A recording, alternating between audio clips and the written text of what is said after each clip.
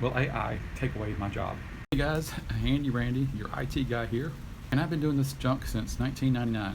Started in an unfinished data center in Houston, Texas, owned by MCI WorldCom. Worked my way up through different hospitals, credit unions, machine shops, a robotics factory, a university, and an insurance company. So I've had a wide gambit of experience in different production environments. The point is, I watched a lot of technology walk in and out the door, promising to change things, and sometimes it worked out, sometimes it didn't. So I'm here to address the concerns about AI in the workplace from the point of view of an IT systems administrator, sysadmin, software applications specialist, those kind of infrastructure roles.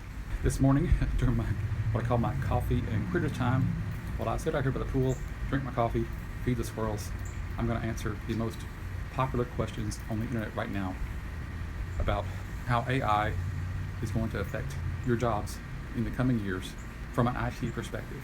Will AI take away my job? So will AI take your job? Short answer is no, but it is going to change it. It's going to modify it. It's going to alter it.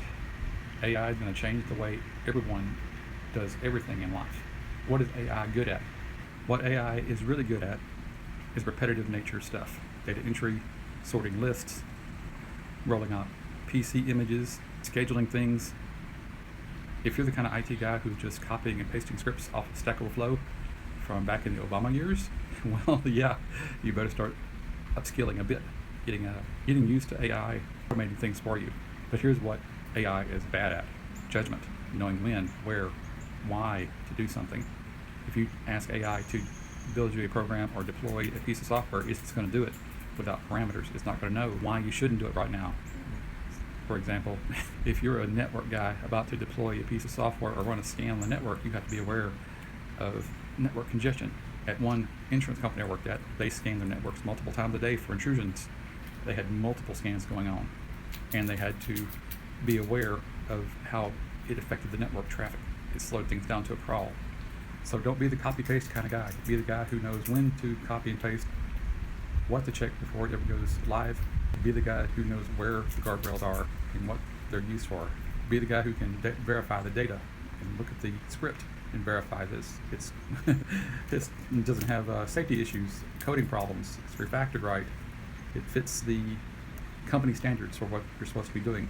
So when I say learn a few new skills, I mean real ones, hands-on, not just something from a piece of paper you read that you can wave around saying you got this certification. Here's a real-world example of being a paper cert versus having hands-on knowledge.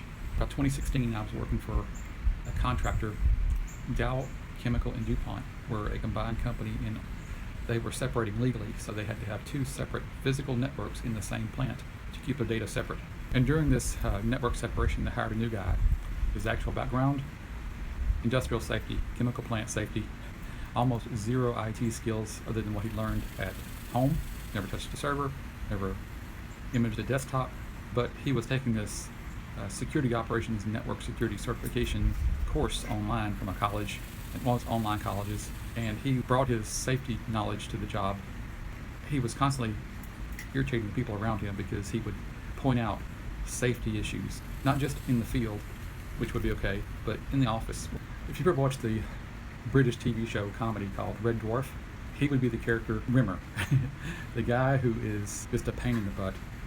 He follows regulations to the rule, tries to force everybody else to think he's in charge and authority, and always alienates himself from the rest of the people and can't figure out why. This guy doesn't know the rule to get along. You go along, when to do something, when not to do something. That's the exact kind of thing, the people skills that AI can't understand yet. Yet, who knows what's coming in the future. But one of the moments where I looked at the guy, just kept my mouth shut and just said in my mind, he ain't gonna make it. And he was gone a few weeks later. So that's where you need to change your habits. Now you need to know why, when, where, the judgment part, the hands-on, not the copy-paste, and not the piece of paper. So learn the tools, use your judgment. That's the part that's going to keep you employed, keep you valuable, keep you irreplaceable.